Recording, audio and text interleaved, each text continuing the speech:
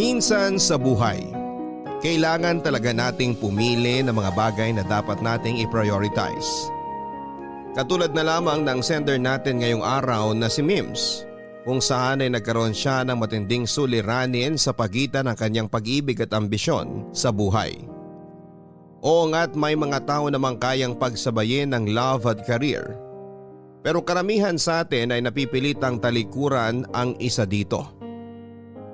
Kung ikaw ang tatanungin, alin sa dalawa ang kaya mong i-give up?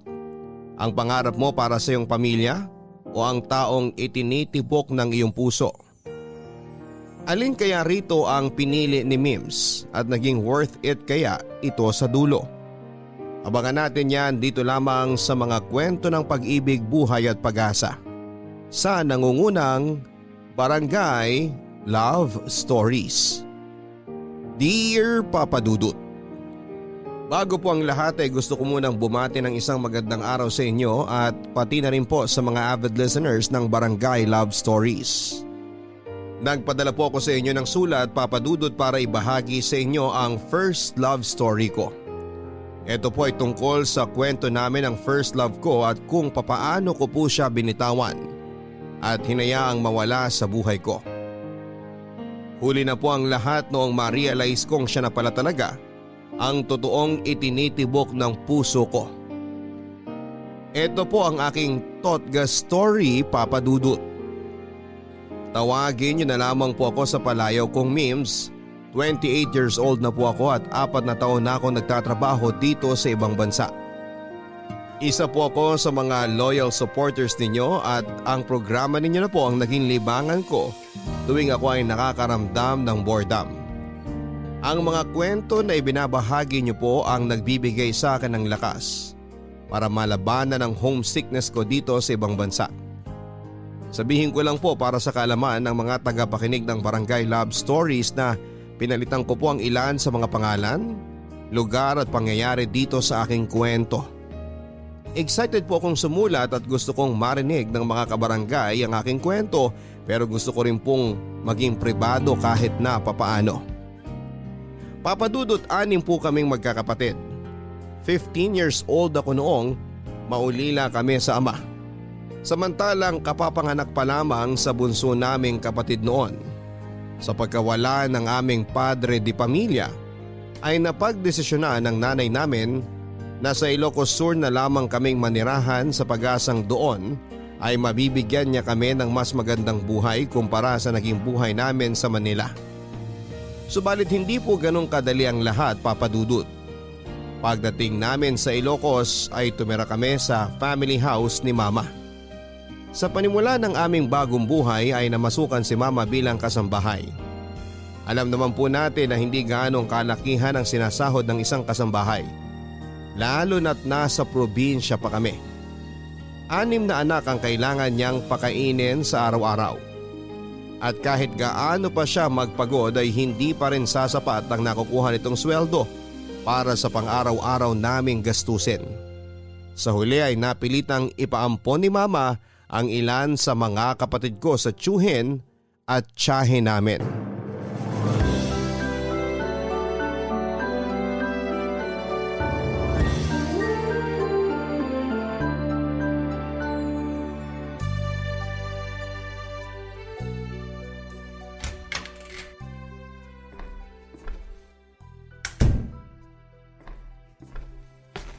Ma, nandito na po ako. Kadarating mo pa lang? Anong oras na? Naglakad kami ng mga kaklase ko pa uwi eh. Bakit? Wala ka bang pamasahe?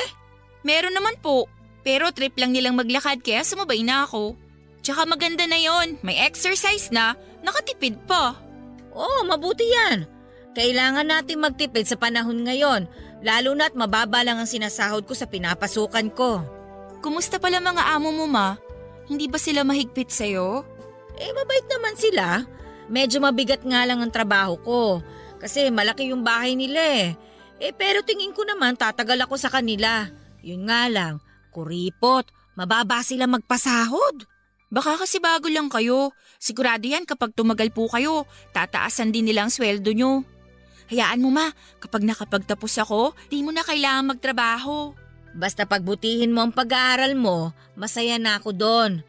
Magsaing ka na nga pala. Tingnan mo nga kung kasya pa yung bigas natin dyan. San po? Yung supot na red dyan sa may lamesa.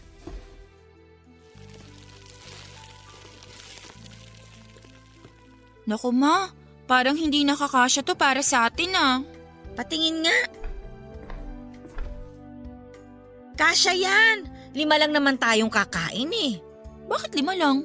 Sina Jimbo at Angela nasa tito at tita mo. Bakit po? Anong ginagawa nila doon? Hindi ba sila uuwi? Doon na sila titira simula ngayon. Ha? Paano doon natitira? Sina tito at tito mo na munang mag-aalaga sa mga kapatid mo. Pinaampun mo sila? Kailangan kong gawin yon, anak. Hindi ko kayo mabubuhay na 6 sa pagiging katulong ko lang. Kaya nakiusap ako sa mga kapatid ko na kung maaari, sila na muna ang mag-alaga sa mga kapatid mo. Pero ma, bakit mo sila ipapaalaga sa ibang tao ng gano'n na lang? Ano sila? Tuta na basta mo na lang ipamimigay? Hindi naman ibang tao ang tito-tita mo, Mims. Nandyan lang naman ang mga kapatid mo eh. Hindi naman sila malalayo sa atin. Kahit na! Ano na lang mararamdaman nila Jimbo at Angela? Iisipin ko pa ba yun? Problema ko na nga kung saan ako maghahanap ng ipapakain ko sa inyong magkakapatid. Masakit din para sa akin na ipaalaga ang sarili kong anak sa iba.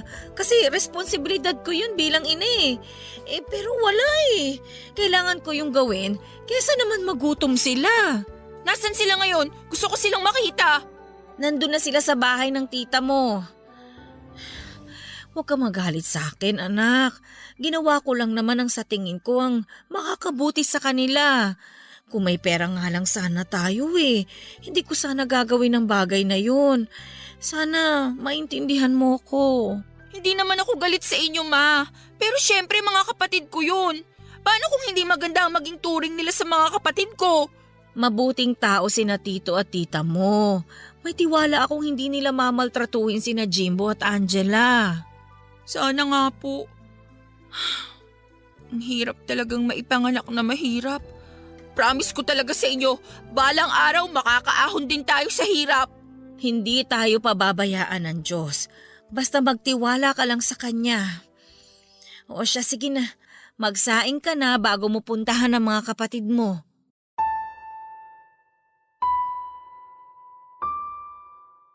Papadudod sa kabila ng kahirapan ay ginawa naman ni Mama ang lahat ng makakaya niya upang masuportahan niya ako sa pag-aaral. Pero hindi ko rin po naman siya hinayaang ako inalamang lahat ng responsibilidad para sa pamilya namin. Sa murang edad ay ako na ang gumawa ng mga dapat sana'y trabaho ng namayapa kong ama. Ako ang naging katuwang ni Mama na itaguyod ang pamilya namin. Ito po ang ginamit kong motivation para pagbutihin ang pag-aaral ko, Papadudot. Marami po akong sakripisyong ginawa para lamang makapagtapos sa pag-aaral. Naranasan ko pong maglakad ng pagkalayo-layo para lamang makarating sa eskwelahan. May mga pagkakataon ding hindi na ako kumakain ng lunch dahil wala akong baon. Nasubukan ko na rin pong maglaba ng damit ng kapitbahay namin.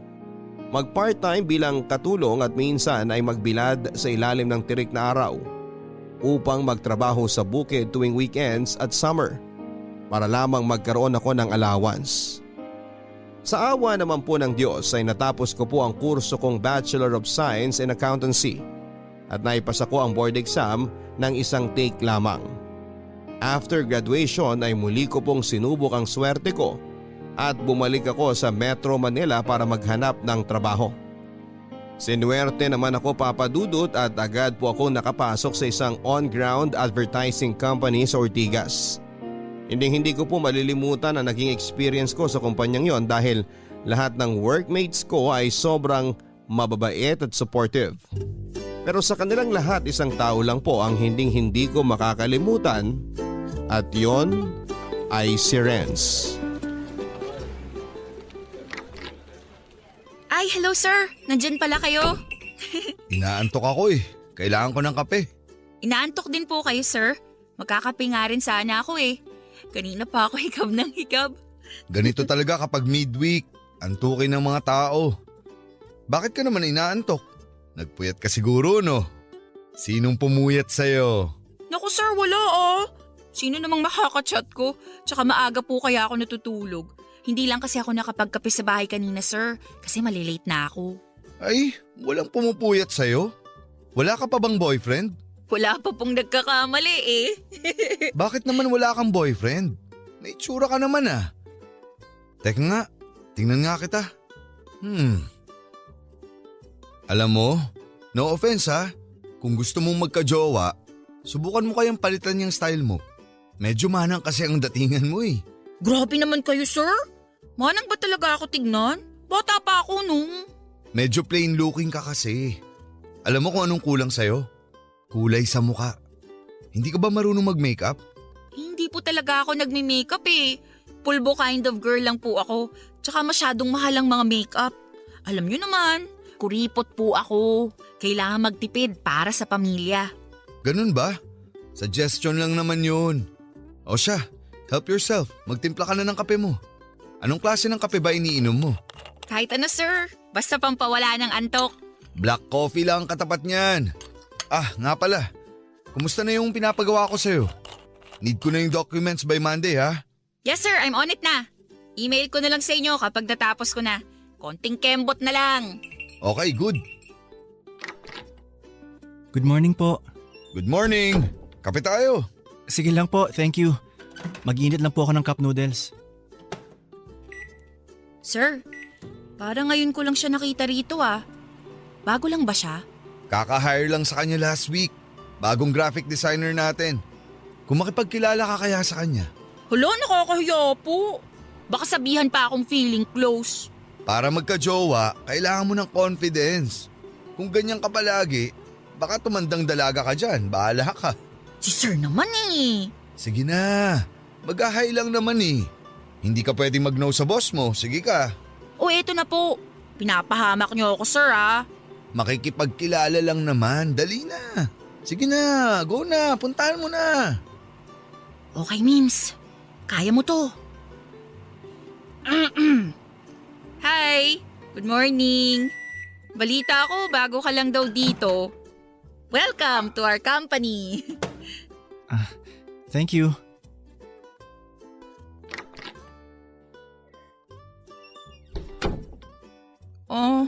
Okay. Niwan ako. Gagi, nagmukha akong tanga. Oh, anong sabi? Thank you daw po, sabay alis. Suplado ah. Alam mo, may chemistry kayong dalawa. Naku sir ha, walang ganyan. Medyo snob nga eh. Pero aminin mo, may tsura no? Oo, medyo cute siya.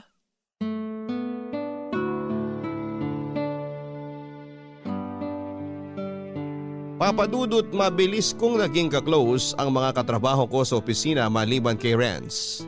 Dahil nga sa medyo awkward na unang pag-uusap namin. Katulad ko ay hindi rin gaanong sociable si Renz.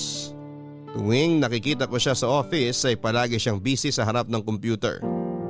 Graphic designer po ang trabaho niya sa company at karaniwang mapag-isa lamang siya. Hindi nakikipag-usap at tahimik lang. Tuwing break time naman ay nakatutok lamang siya sa phone niya at ni hindi man lang mag-effort na makipagkwentuhan sa amin. Mahiyain din akong tao papadudot at malimit lang talaga akong makipag-usap sa mga taong hindi ko naman kilala o ka-close. Sabi nga ng boss namin ay typical probinsyana girl daw po ako. Ako po kasi yung tipo ng babaeng pants at t-shirt lang kung malamit. Ayokong nagsusuot ng heels at dress. Lalong-lalo na ng makeup. Dahil sa hindi magandang first meeting namin ni Renz, ay hindi na po ako naglakas ng loob na mag-initiate ng conversation kay Renz. Medyo nahiya na rin po kasi ako at isa pa ay baka hindi lang talaga siya sanay na makipag-usap sa mga tao. Sa mga sumunod na buwan ay nagkakaroon lamang kami ng interaction ni Renz kapag may pag-uusapan kaming work-related. Maliban doon ay wala na kaming ibang pag-uusap pa. Para kaming estranghero sa isa't isa kahit na nasa iisang opisina lamang kami. Hanggang sa isang araw, out of the blue, ay bigla na lamang akong tinutokso kay Renz ng mga office mate namin. Papa Dudut, hindi ko po alam kung paano nagsimula na bigla na lamang akong iship ng mga office mate ko kay Renz. Maging ang boss namin ay nakagawian na naming tawagin Sir X ay nangunguna pa sa panunukso sa aming dalawa. Mas lumala tuloy ang awkwardness na nararamdaman ko kay Renz dahil sa ginagawa nila. Ang sabi nila ay bagay daw kaming dalawa dahil pareho kaming tahimik. May mga pagkakataon na pinipilit kaming pagtabihin during meetings at tuwing lunch break. Minsan ay wala na lamang kaming magawa dahil pasimuno rin talaga ang boss namin. Sa halip tuloy na mas makaklose ko si Renz, ay mas lumayo pa ako sa kanya dahil baka maging uncomfortable lang siya sa nangyayari sa aming dalawa. Aaminin ko naman, Papa Dudut, na may itsura talaga si Renz. Sa lahat ng kalalakihan sa office ay siya na ang may pinakagwapong mukha at sa katunayan ay marami rin ang nagkaka-crush sa kanya. Hindi lang sa loob ng opisina kundi maging sa ibang department. Hindi ko alam pero nakadagdag din kasi sa appeal niya ang pagiging mailap sa mga tao. Palaging nagsusolo, tahimik na para bang walang pakialam sa mundo. May pagka-mysterious ang datingan niya, Papa Dudut. Kaya naman mas lumalim ang pagiging curious nila sa personality niya. Habang busy ako noon sa trabaho ay nagulat na lamang ako nang bigla akong ipatawag ni Sir X sa pantry. Mabait na boss si Sir X, Papa Dudut. Pero pagdating sa trabaho ay stricto siya kaya naman nang malamang kong ipinatawag ako ng boss ko ay medyo kinabahan ako kung may nagawa ba akong kasalanan. Pero ang kaba ko ay napalitan ng hiya nang pagdating ko sa pantry ay nakita ko si Sir X na kumakain kasama si Renz.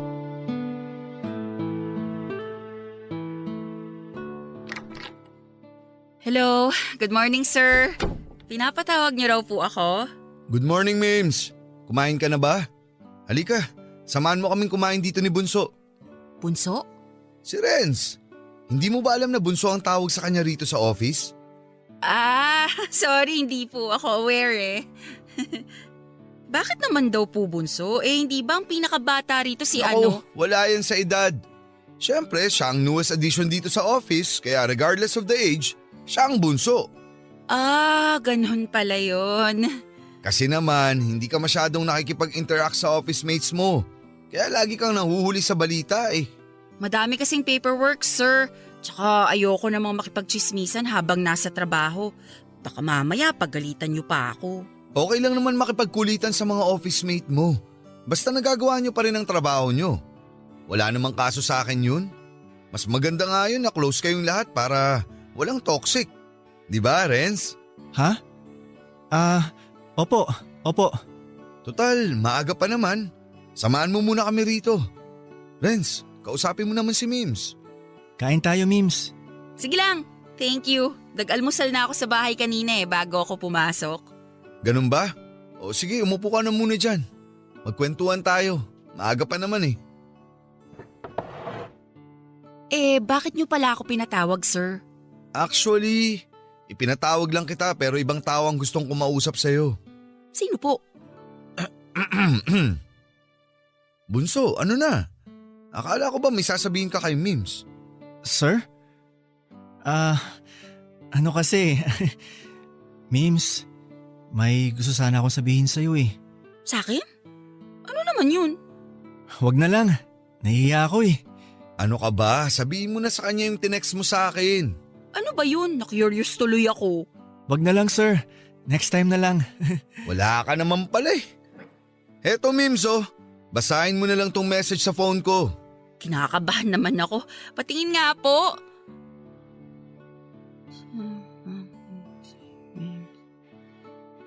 Huh? Totoo ba to?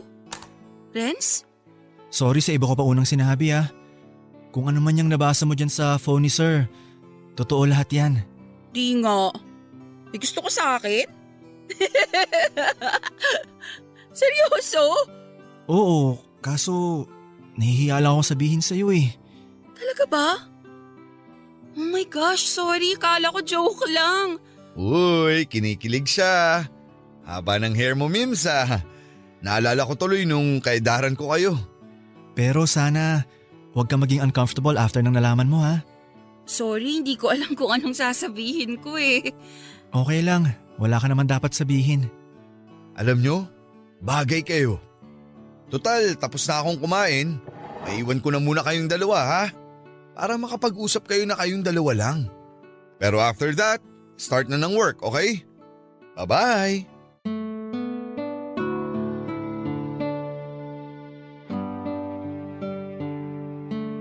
Papadudot, hindi naman ako nagkape ng araw na yon pero sobrang nagpalpitate ang puso ko dahil sa nalaman ko. Ayaw kasing mag-sink in sa utak ko na may gusto si Renz sa isang probinsyanang katulad ko. Attracted ako kay Renz, aaminin ko, pero hindi ko inakalang ganon din pala siya sa akin. First time ko lang makaramdam ng ganong feeling, Papadudot. Hindi ko ma-explain kung anong klaseng feeling yon. Dahil hindi naman ako nakakaramdam ng ganong bagay dati tuwing nakakakita ako ng gwapo o nakakasalubong ko ang crush ko.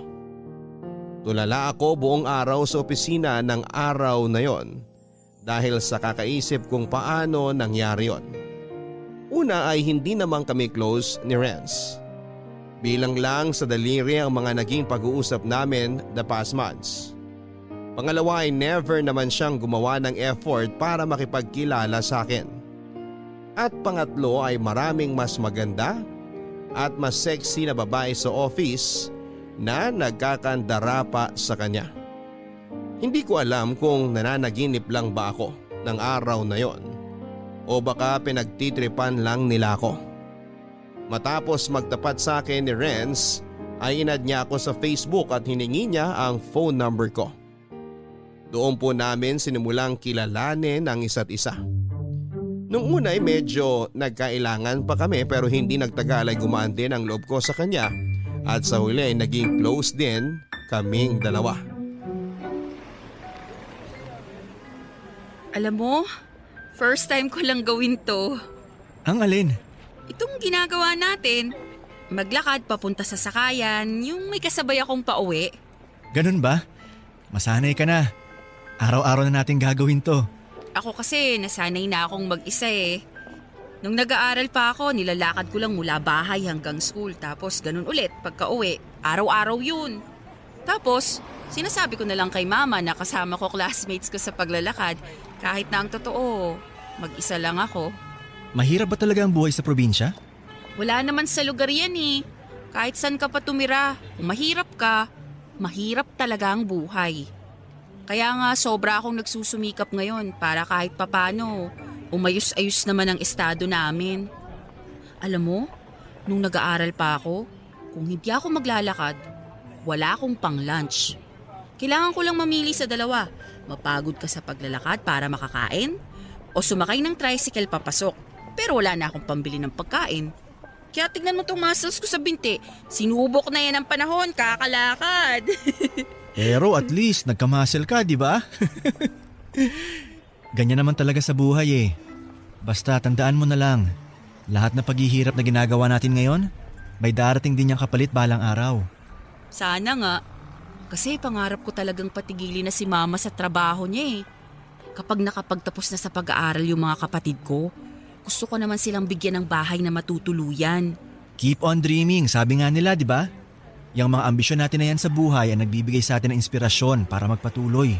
Kasi kung wala na tayong goal, parang wala na ring saysay ang buhay natin. Kaya dream big. Kung porsigido ka, maaabot mo rin ang goals mo. Eh ikaw ba? Ano bang ambisyon mo sa buhay? Ako? Gusto kong mag-ipon para sa future ko. Sa future ng magiging pamilya ko. Gusto kong magkaroon ng girlfriend na simple, mabait, higit sa lahat, marunong makisama. Tulad mo. Ikaw ah? Wala ka pa talagang planong magka-boyfriend? Sa ngayon, wala pa eh. Diba nasabi ko naman sa'yo na priority ko ngayon, family ko muna. Kasi kailangan nila ako eh. Ako lang talaga ang tanging tao na maaasahan nila. Kaya sorry kung hindi ko pa mabibigay yung gusto mo. Naiintindihan naman kita. Siyempre, family first. makapaghihintay naman niyang love eh. Basta ako, kontento na ako sa gantong setup natin. Masaya na ako kasi kumpara sa dati na wala tayong pansinan, at least ngayon close na tayo. Nakakatawa nga kasi ang daldal natin kapag tayo lang ang magkasama. Pero pagdating sa office, hindi tayo nag-iimikan. Medyo iniiwasan ko kasi na tuksuhin tayo eh. Feeling ko kasi para nagiging uncomfortable ka tuwing tinutukso ka sa akin, lalo na ni Sir X. Sa totoo lang, minsan medyo awkward talaga lalo na't di ko alam kung paano ako magre-react sa mga biro nila. Pero wala yun. Medyo sanay na nga ako eh. Parang sa classroom lang, may love team. Yung boss kasi natin eh, ang kulit. Sinabi mo pa.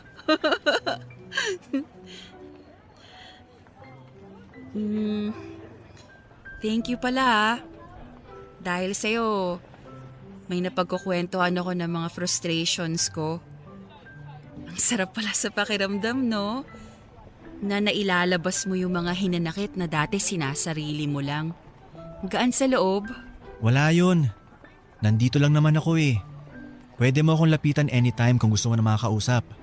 May dalawa akong balikat na pwede mong sandalan. Pili ka na lang, left or right. Ikaw din. Kung gusto mo rin maglabas ng sama ng loob or magkwento ng anumang bagay, magsabi ka lang sa akin ha. May dalawa rin akong tenga na makikinig sa'yo. Di mo na kailangan mamili kasi dalawang tenga ang makikinig sa'yo. Sige, tatandaan ko yan. Pero sa ngayon wala pa naman akong ganong problema. Masaya na ako na kasama ka. Ako rin. Masaya rin ako. Never ko kasi naisip na magiging close tayo ng ganito. Bakit naman? Akala ko kasi suplado ka eh. Talaga? Bakit mo naman naisip yun? Di mo ba naaalala yung first meeting natin? Winelcome kaya kita. Tapos yung sagot mo lang, thank you. Tapos sabay walk out. Ah, yun ba? Nahihiya kasi ako nun sa'yo eh. Bakit ka naman mahihiya sa akin? Wala. Ang ganda mo kasi. Uy, ito naman. Oh, ayan na yung bus. Sakay na nga tayo. Baka kung ano pang masabi mo dyan.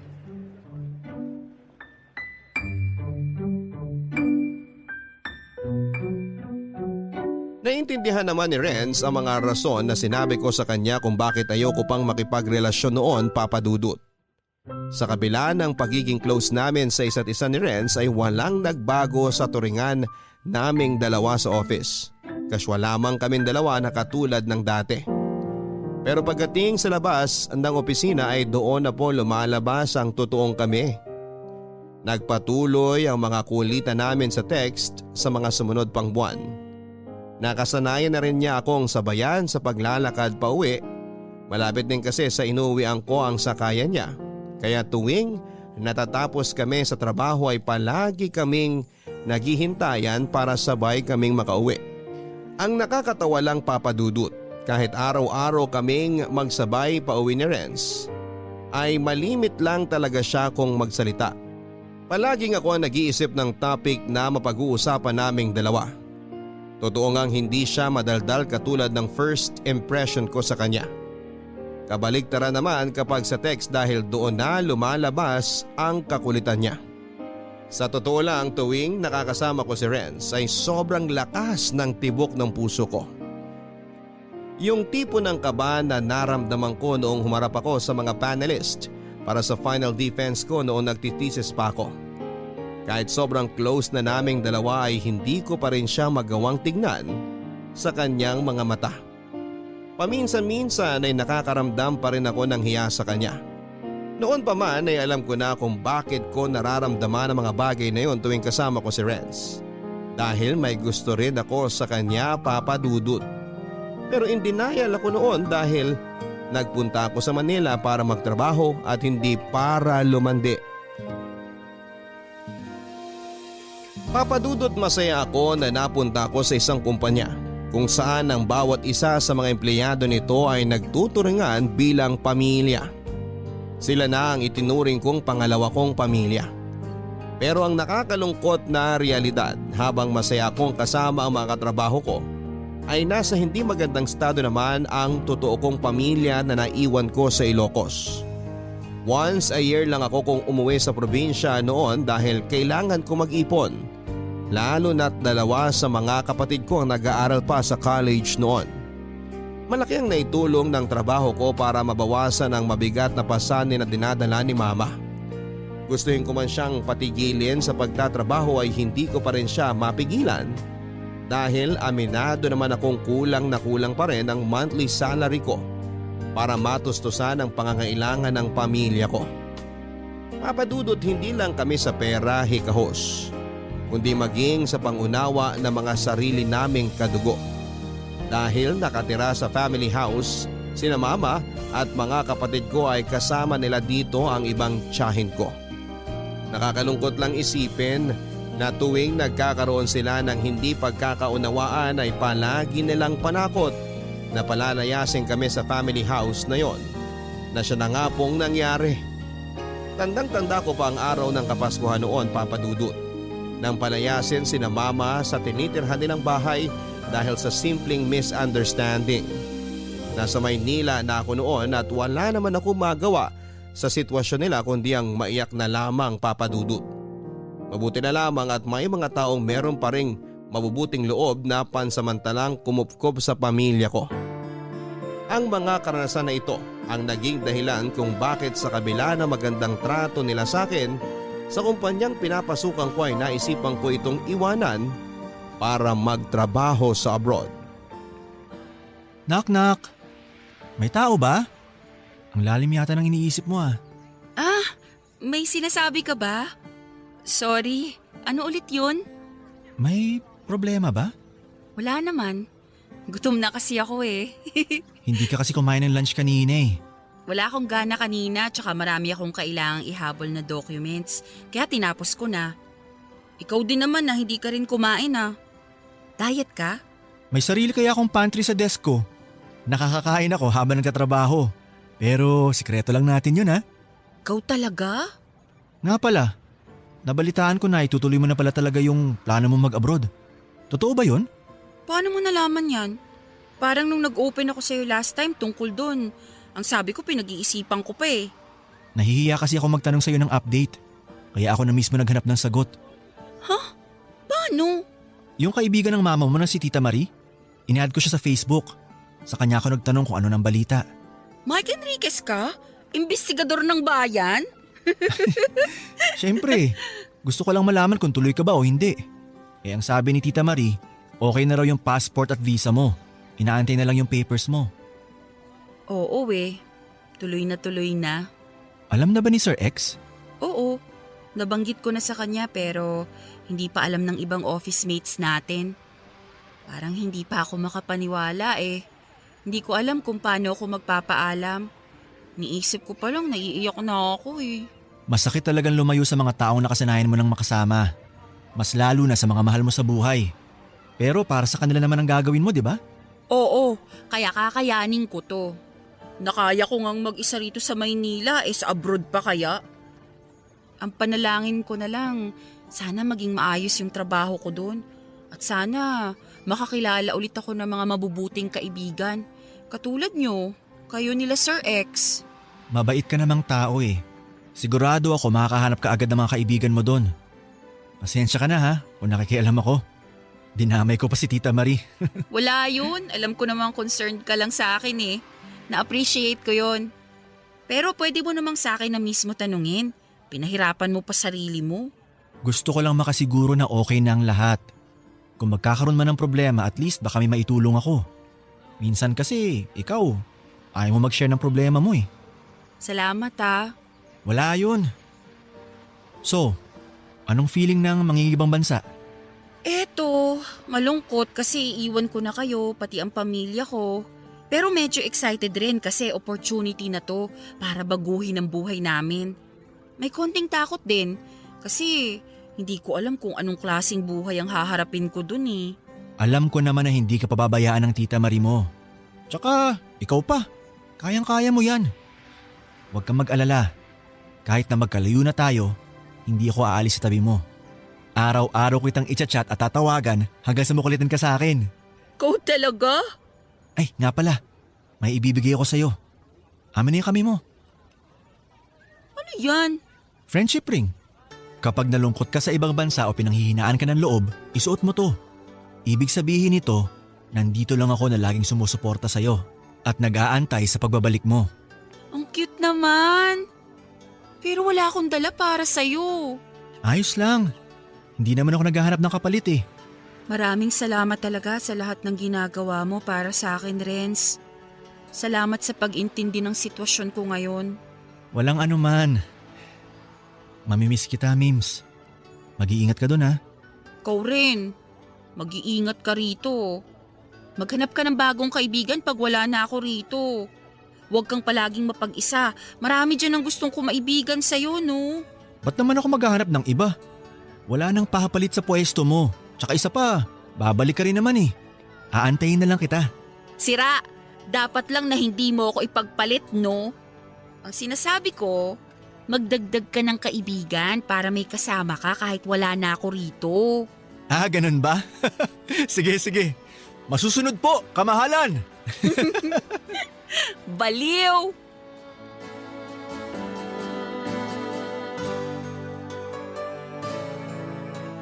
Sa totoo lang, Papa Dudut, ay matagal na akong niyayaya ng kaibigan ni Mama na si Tita Marie na magtrabaho abroad. HR kasi siya sa isang kumpanya na nakabase sa ibang bansa. Inalok niya ako noon na magtrabaho sa kanila pero dahil ayokong iwanan ng pamilya ko ay tinanggihan ko siya. Pero sa pagkakataong yon ng buhay ko, matapos ng pinagdaanan ng pamilya ko sa probinsya, ay nagpa siya akong tanggapin na lamang ito. Never pong pumasok sa isipan ko ang magtrabaho ako sa ibang bansa. Hindi ko kasi maiwasang magkaroon ng pangamba lalo na't mapapalayo ako sa pamilya ko. Pero dahil sa sitwasyon namin ay hindi ko na pinalampas ang opportunity na ibinigay niya sa akin. Nag-resign po ako sa company na unang tumanggap sa akin. Hindi ko makakalimutan ang araw na yon, Papa Dudut. Dahil binigyan nila ako ng surprise farewell party. Pagkatapos nito ay inilakad ko na ang mga papel na kailangan para makapag-abroad. Bago tuluyang lumipad paalis ng Pilipinas ay muli kong dinalaw ang pamilya ko sa Ilocos para makapagpaalam. Nagulat nga ako, Papa Dudut, dahil sinundan ako ni Renz sa probinsya namin. Doon ay pinakilala ko siya kay Mama bilang kaibigan, Papa Dudut. Ipinasyal ko siya sa sikat na vegan heritage at ilang pang tourist spots sa Ilocos. Magkahalong lungkot at tuwa ang naramdaman ko ng araw na yon, Papa Dudut. Lungkot dahil iiwan ko na ang mga mahal ko sa buhay. At tuwa dahil sa huling pagkakataon ay nagkaroon kami ng chance ni Renz na magsama. Sa mga unang buwan sa abroad ay hindi ko naiwasang makaramdam ng homesickness. Mabuti na lang at patuloy pa rin ang naging communication namin ni Renz. Kahit na medyo malaki ang time difference naming dalawa. Kasabay nito ay patuloy pa rin niya akong niligawan kahit na noon ay buo pa rin ang pasya kong huwag munang makipagrelasyon. Pero Papa Dudut, habang tumatagal ay mas lumalalim noon ang pagtingin ko kay Renz na pilit kong pinipigilan dahil alam kong magiging distraction lamang ito sa trabaho ko. Ay, anak nang! Nagulat naman ako sa'yo, Mims. Anong ginagawa mo dyan? Papatayin mo ako ng 10 oras ah. Nagpapahangin lang, ate. Mainit sa loob eh. Ba't ka naman mag-isa rito? Nagsisenti ka? Namimiss mo na pamilya mo, no? Siyempre, miss ko na sila sa Pinas. Di naman natin maiiwasan yan eh. Hindi ka nag-iisa. Lahat ng OFW, ganyan ang nararamdaman. Ang saya-saya kapag nagbabanding tapos pag mag-isa na, bigla-bigla na lang naaalala ang pamilya sa Pilipinas. Ganyan din ako minsan eh. Pero alam mo, Ate Shine, yung pagkamiss ko sa kanila ang nagbibigay sa akin ng lakas para magpatuloy. Gusto ko pagka-uwi ko ng Pinas, nasa maayos na kalagayan na sina Mama at ang mga kapatid ko. Hindi na sila katulad nung iniwan ko sila. Gusto ko silang madatnan na malayo na sa kahirapan na dinanas namin noon. Makakarating ka rin dyan. Basta ba wag kang mawalan ng pag-asa. Lahat naman tayo nandito dahil sa pamilya natin eh. Ay, nga pala, may naghahanap sa'yo kanina. Ha? Sino? Si Onel. Onel? Sinong Onel? Yung kaibigan ni Marvs na suki natin, hindi mo siya maalala? Yung palaging bumibili ng burger at fries tuwing gabi? Oo! Siya yung nagtanong kung anong pangalan mo last time. Gusto makipag-flirt pero ang awkward ng dating. Natatandaan ko na. Kaso nakalimutan ko kaagad yung pangalan eh. Bakit naman daw niya ako hinahanap? Hindi mo ba alam na may gusto yun sa'yo? Kaya nga gabi-gabi yung nagpupunta rito para makita ka. May pagkatorpe nga lang kasi nahihiyang mag-first move. Makita ka lang daw niya, masaya na siya. Imbento ka naman ate eh. Sirato. Totoo yun. Naku kung alam mo lang, swerte ka sa kanya. Manager yun sa isang store. Yun nga lang, kapag naging kayo, kailangan mong lumipat sa Jamaica kasi matatransfer na siya doon. Maging kami agad? Ang advance mo mag-isip ate ah. Ikaw talaga? Bakit ayaw mo sa kanya? Choosy ka pa, te? Di naman sa ayaw. May tao na kasing naghihintay sa akin sa Pinas eh. Ay, may boyfriend ka na ba? Hindi ko alam. Di ko pa naman siya boyfriend. Manliligaw pa lang. Nang iwan ka ng mandiligaw sa Pinas? Hindi pa kasi ako ready mag-commit eh. Pero sabi naman niya hihintayin niya ako. Ay, naginarte. Bakit naman ayaw mo mag-commit? Mahal mo ba siya? May pagtingin na rin ako sa kanya. Oh, so bakit hindi mo sinagot bago ka umalis? Priority ko muna kasi ang family ko eh. Baka maging sagaba lang kapag pumasok ako sa relasyon. Tingin mo, aantayin ka talaga nun? Naku, ang mga lalaki, ayaw na ayaw nilang pinaghihintay. Di naman siguro lahat, ate. Kapag nagmahal talaga sila, maliit na sakripisyo na lang yung maghintay. Sana nga makapaghintay siya. Nakikita mo ba tong suot kong singsing? Paalala niya to sa akin na aantayin niya ang pag-uwi ko. Ay, ang taray! Hindi magjowa pero may singsing na agad. Pengi naman ang buhok, ang haba ng hair mo eh. Kaya nga sobrang excited na akong makauwi sa Pilipinas. Gusto ko na ulit siyang makita. Namimiss ko na siya eh. Kaya pala nagsesenti ka mag-isa rito sa likod. Alam mo, medyo hindi ko kayo maintindihan na dalawa. Parang mahal nyo naman ang isa't isa. Bakit hindi nyo pa ginawang official bago ka umalis ng Pinas? Okay na kami sa setup namin ngayon. Wala namang nagbago eh. Lagi pa rin naman kaming nag-uusap. Kung ano kami sa Pilipinas noon, ganun pa rin naman kami hanggang ngayon. Sa bagay, mahirap din ang maging LDR. Mabuti na yon, at least mapapatunayan mo kung totoong ang mahal ka ng tao. Kapag kinaya niya maghintay ng napakahabang panahon, ibig sabihin true love na yon. Yun nga lang, sana gawin mong worth it ang paghihintay niya. Kapag nagawa ko ng mga pangarap ko para sa pamilya ko, si Renz na ang magiging priority ko. Promise ko yan. Good luck sa inyong dalawa. O siya, tara na sa loob. Baka hinahanap na tayo ni manager. Sige ate, mauna ka na. Susunod na ako.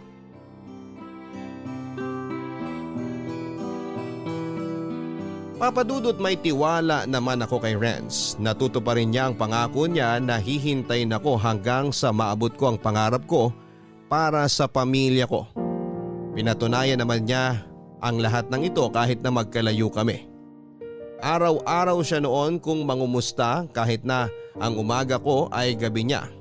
Ay hindi niya ako nakakaligtaang batiin ng good morning at good night.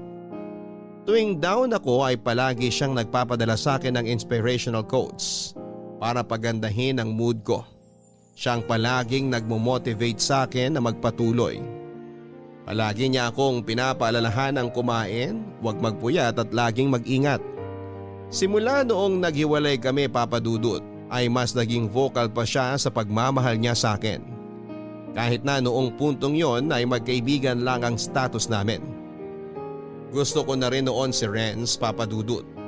Pero mas nananaig pa rin ang kagustuhan kong tulungan ng pamilya ko. Dahil mahal ang cost of living sa bansang pinuntahan ko kaya kinailangan ko magtipid upang makapag-ipon. Naghanap din ako ng part-time job para may pandagdag sa ipon ko. Nagtrabaho ko sa isang fast food chain bilang night shift. After ng regular work ko ay diretso kagad ako sa part-time ko na umaabot hanggang alas 12 ng madaling araw. Yun nga lang Papadudot sa panahong yon ay unti-unti akong nawala ng oras para kay Renz. Buong araw kasi akong nagtatrabaho at pag-uwi ay tulog na lamang ang nagiging pahinga ko. Wala na akong time noon para replyan pa ang mga message ni Renz o sagutin ang tawag niya. Na hindi ko na nga noon magawang kumustahin siya. Naisip ko na medyo unfair na ang nagiging turing ko sa kanya. Binibigyan niya ako ng oras at atensyon samantalang ako ay hindi ko ito magawang maibalik sa kanya. Kaya naman isang desisyon ang pinagpasyahan ko ng panahon na yon. Papadudot na time ay hindi ko na po pinairal ang nararamdaman ng puso ko. Sa halip ay mas pinili ko ang isinisigaw ng utak ko. Malayo kami sa isa't isa ni Renz. At sa estado naming dalawa ay hindi praktikal na pumasok sa isang long distance relationship. Isa pa ay nagsisimula pa lamang akong abutin ang mga pangarap ko para sa pamilya ko. Naniniwala akong may tamang oras ang pag-ibig at nang panahong yon ay hindi pa yon ang oras. Hindi pa ako noon ready, papadudot, na makipagrelasyon. Pero sa parehong pagkakataon ay ayoko rin namang mawala si Renz sa buhay ko. Sa kalagitnaan ng pagdadalawang isip ay naging cold si Renz, papadudot. Hindi ko na alam noon ang gagawin ko kaya ang naisip ko ay iwasan na lamang siya. Hindi ko na noon pinansin ang messages at calls niya. Puro scene lang ang nagiging sagot ko sa mahabang chats nito. Alam kong selfish ang ginawa kong yon, papadudot, pero may parte rin kasi ng isip ko ang nagsasabing ayoko siyang pakawalan ng tuluyan dahil nga deep inside ay mahal ko rin siya. Sa kabila ng pagiging cold ko kay Renz ay nagpatuloy pa rin siya sa pag-contact sa akin. Hindi niya ako tinigilan kahit natahasan ko na siyang hindi pinapansin. Nakita ko sa kanya na porsigido talaga siya sa akin at doon ay napagtanto kong mali na ang ginagawa ko. At sa huling pagkakataon ay sinagot ko ang tawag ni Renz at doon ay sinabi ko mismo sa kanya na itigil na niya ang panliligaw niya sa akin.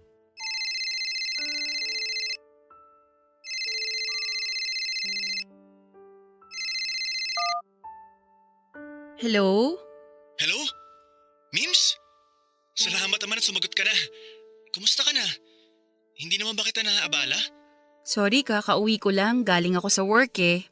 Anong oras na ba dyan? Madaling araw na. Sorry kung naabala kita. Hindi, okay lang. Gusto rin naman kitang kausapin eh. Kumusta ka na? Eto, nag-resign na ako sa trabaho. Talaga? So, lilipat ka na talaga ng company? Good luck sa'yo ah. Masipag kang tao kaya alam kong magiging successful ka rin someday. Ako? Okay naman ako rito. Sobrang busy pero kinakaya. Baka naman magkasakit ka sa ginagawa mo. Parang overwork ka na eh. Dapat alagaan mo sarili mo dyan lalo't mag-isa ka lang. Hindi naman ako mag-isa. May mga kaibigan ako rito na nag-aalaga at nagbabantay sa akin. Mababait sila kaya wag mo akong alalahanin dito. Ganun ba? Mabuti naman. Total magkausap na tayo ngayon. May gusto lang sana akong sabihin sa'yo. May gusto pala akong itanong. Okay, ano yun? Di ba alam mo naman na until now, may gusto pa rin ako sa'yo? Hanggang ngayon hinihintay pa rin kita. Alam kong pagod ka ngayon at hindi naman kita pinipilit na mag-reply or tawagan ako. Pero recently kasi napapansin ko na parang nawawalan ka na ng gana sa akin. Parang nawawalan ka na ng time, ganun. Hindi ko alam. Yun kasi yung nararamdaman ko ngayon eh. Medyo nalilito na ako. Sorry, sobrang busy lang talaga ako eh. Pero tama yung hinala mo na nawawalan na ako ng oras sa'yo. Minsan napapaisip ako kung dapat pa ba kitang replyan o hindi na. To be honest, hindi ko alam ang gagawin ko, Renz. Nalilito ako kung ano ba tong nararamdaman ko sa'yo. Di ko masabi kung totoo ba to o baka dahil magkalayo lang tayo. Renz, huwag ka sanang magagalit ha. Pero parang nagiging unfair na ako sa'yo eh. Ako yung nasa isip mo pero ako hanggang ngayon iba pa rin ang priority ko. Sorry, ayoko nang paasahin ka. Pwede Pwede bang ihinto mo na yung panliligaw mo sa akin? Yan ba talagang gusto mo mangyari? Titigil na ba ako?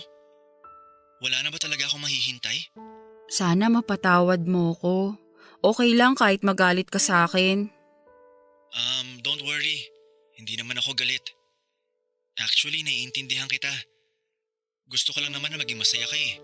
At kung ikakapanatag mo na tumigil na ako sa ginagawa ko, sige, tatanggapin ko ang gusto mo. Pero gusto kong malaman mo na totoong nararamdaman ko sa'yo.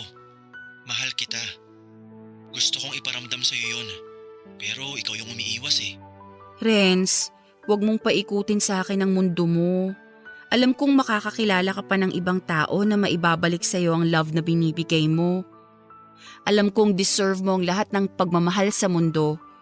Pero sa pagkakataong to, hindi sa akin manggagaling yon. Kung yan ang gusto mo, wala na ako magagawa. Pero nandito pa rin naman ako kung sakali. Walang magbabago. Hindi pa siguro ngayon ang tamang panahon pero mananatili pa rin ako rito. Kung saan mo ako iiwan.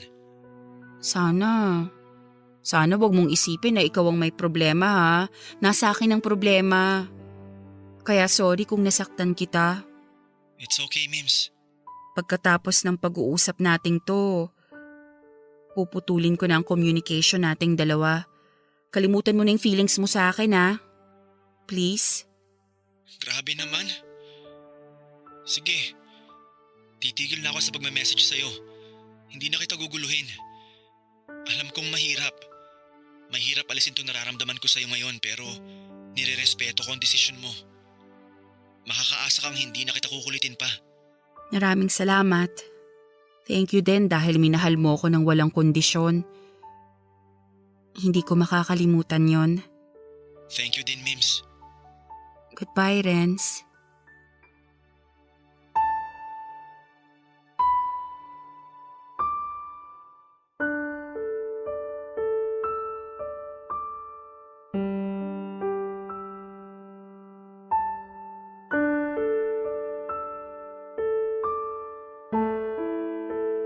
Alam kong labis na nasaktan si Renz sa naging desisyon ko, Papa Dudut. Pero sa kabila nito ay buong puso niyang tinanggap ang naging pasya ko. Pagkatapos ng pag-uusap namin sa phone ay tuluyan nang tumigil si Renz. Wala na akong natanggap na good morning at good night. Wala na ang mga oras-oras na paalala niya sa akin na kailangan ko ng kumain, matulog at palaging mag-ingat. Tumigil na siya sa pangungumusta at pagbibigay ng inspirational quotes. Nang araw na yon ay tuluyan ng naputol ang komunikasyon naming dalawa. Sobrang bigat sa dibdib ang ginawa ko, Papa Dudut, sa puntong iniyakan ko siya matapos niyang tanggapin nang gano'n na lamang ang desisyon kong tapusin na ang ugnayan naming dalawa. Nag-focus na lamang ako sa trabaho ko upang mawala sa isipan ko si Renz. Ipinangako ko sa sarili ko na never ako mag-e-entertain ng ibang lalaki. Abutin ko ang pangarap ko at pagkatapos nito ay susubukan kong buksan muli ang puso ko para kay Renz. Ito ang naging motivation ko sa paglipas ng mga buwan. Na balang araw ay magkikita kami ulit ni Renz. At ipinapanalangin ko na kung kailan pwede na ay pwede pang maibalik sa dati ang lahat. Dumaan ang ilang taon nang minsang maglinis ako sa kwarto ay muli kong nakita ang singsing na ibinigay sa akin ni Renz bago kumalis ng Pilipinas. Muling nanumbalik sa isipan ko ang lahat ng ala-ala namin ni Renz. Sobrang miss ko na siya noon, Papa Dudut. Pero kailangan kong panindigan ang naging desisyon ko. Nakakapit na lamang ako sa pangako niyang maghihintay sa akin. Yun nga lang, Papa Dudut, ay tuluyang nawala na ang pag-asa kong ito ng isang balita ang nalaman ko.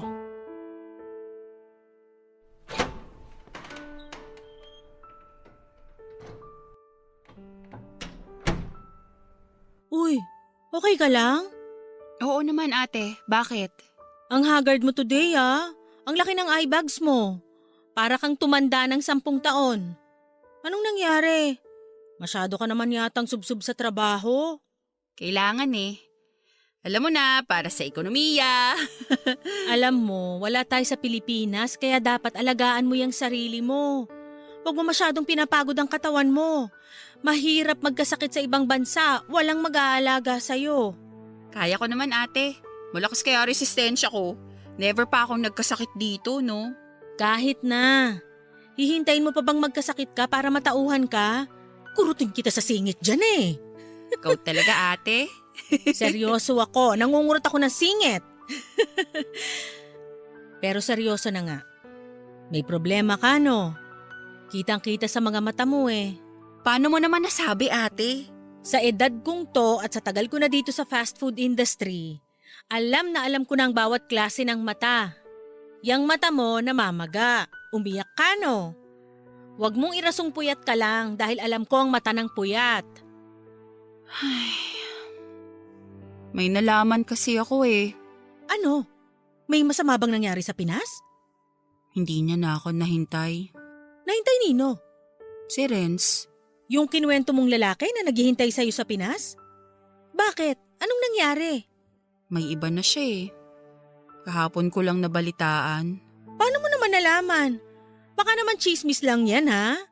Nagtanong sa akin si Tita Marie kung sino yung babaeng kasama ni Renz sa profile picture niya.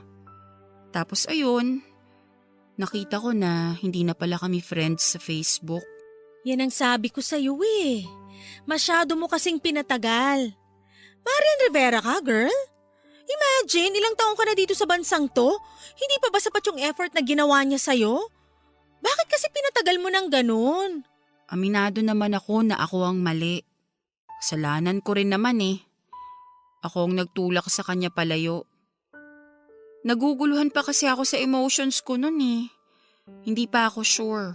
At takot ako na baka itong nararamdaman ko hindi katulad ng sa kanya. Baka in the end, masaktan ko lang siya. So bakit mo iniiyakan yung taong hindi ka naman pala sure? Kasi nga, ngayon ko lang na-realize na mahal ko pala talaga siya. Ayan. Hay nako.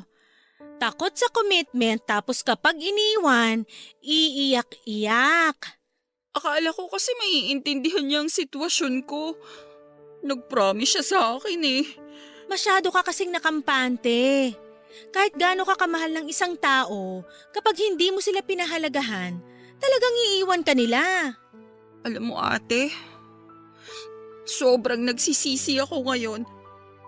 Sana hindi ko na lang ginawa yun. Sana nagpakatotoo na lang ako sa nararamdaman ko noon. Sana hindi ko na lang siya sinaktan. Eh paano yan? Wala na tayong magagawa dyan. Nahanap na niya sa iba yung mga bagay na hindi mo maibigay sa kanya. Ate, ilang months na lang uuwi na ako. Sobrang excited ko pa naman na makita siya ulit. Tapos, hindi ko man lang alam na may girlfriend na pala siya. Hindi naman kasi siya required na magpaalam sa'yo eh. Kasi nga, hindi naman naging kayo, di ba? Tsaka nga sabi mo, ikaw mismo ang nagdesisyon na palayuin siya. Ang tanga ko. Ang tanga-tanga ko talaga. O sige lang, umiyak ka lang dyan. Masakit talaga ma-heartbroken, lalo na kung hindi naman naging kayo. Gusto mo munang pumunta sa locker room? Ako muna bahala dito, ipapaalam kita sa manager natin. Wag na ate. Kailangan ko magtrabaho para mawala siya sa isip ko. Ay, hayaan mo na yan. May rason kung bakit siya nakahanap ng iba. Siguro, ibang lalaki talaga ang nakatakda para sa'yo. Kaya naman pala mukha ka ng mas matanda kaysa sa akin eh. Broken ka na nga. Pinapagod mo pa ang sarili para makalimot. Huwag mong gawin yan sa sarili mo. Hindi lang siya ang lalaki sa mundo. Ano ka ba?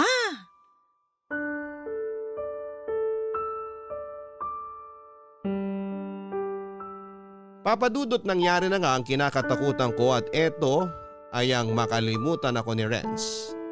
Hindi na niya ako nahintay. Napakasakit po nang nangyari dahil labis akong umasa na pagka-uwi ko ng Pilipinas ay may babalikan pa ako. Sobrang naapektuhan ako nang malamang kong iba na ang babaeng minamahal niya. Na-realize ko na sobrang laki pala ng naging parte ni Renz sa buhay ko sa puntong para bang hindi na buo ang araw ko simula nang nakumpirma kong tuluyan na niya akong kinalimutan. Napakalaki ng pagsisisi ko, Papa Dudut, na pinakawalan ko pa ang isang katulad ni Renz. Broken hearted ako noon kahit na hindi naman naging kami. Sobrang bigat ng dibdib ko tuwing bumabalik siya sa alaala ko. Ilang araw din akong naging parang robot sa trabaho at pinilit kong dito na lang ituon ang buong atensyon ko dahil nang panahon na yon ay nawala na ako ng inspirasyon. Siguro ay ganun din ang nararamdaman ni Renz noong itinulak ko siya palayo sa akin. Alam kong kasalanan ko ang mga nangyari, Papa Dudut. Kaya sobrang laki ng panghihinayang ko na hinayaan kong mawala ang isang pag-ibig na habang buhay kong pagsisisihan. Gusto ko mang i-message noon si Renz pero pinigilan ko ang sarili ko dahil alam kong wala na akong karapatan para magparamdam pa sa kanya. Lalo na't nasa isang relasyon na siya. Nakontento na lamang ako sa pagbabackread ng mga chat namin at paulit-ulit na pagpapatugtog sa mga kantang nagpapaalala sa akin sa kanya. Papadudot na tagalan bago ako nakapag-move on mula kay Renz. Wala naman akong ibang nagawa kundi ang magpatuloy sa buhay. Ngayon ay masasabi kong tanggap ko na ang kinilabasan ng love story namin ni Renz. Paminsan-minsan ay dumadaan pa rin siya sa isipan ko pero normal lang naman siguro yon, lalo na't may pinagsamahan din naman kami. Siguro nga ay maganda pa rin ang kinilabasan ng pagpili ko ng career over love dahil sa kasalukuyan ay naiyahong ko na ang pamilya ko sa hirap. Kahit na hindi maganda ang naging ending ng love life ko. Alam ko naman na may rason ang lahat ng nangyayari sa buhay natin.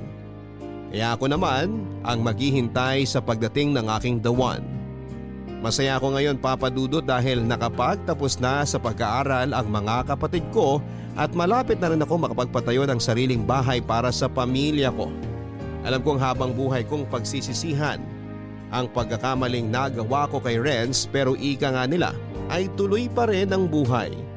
Kailangan nating mag-move forward at hayaan na lamang na manatili sa nakaraan ang mga nangyari dati.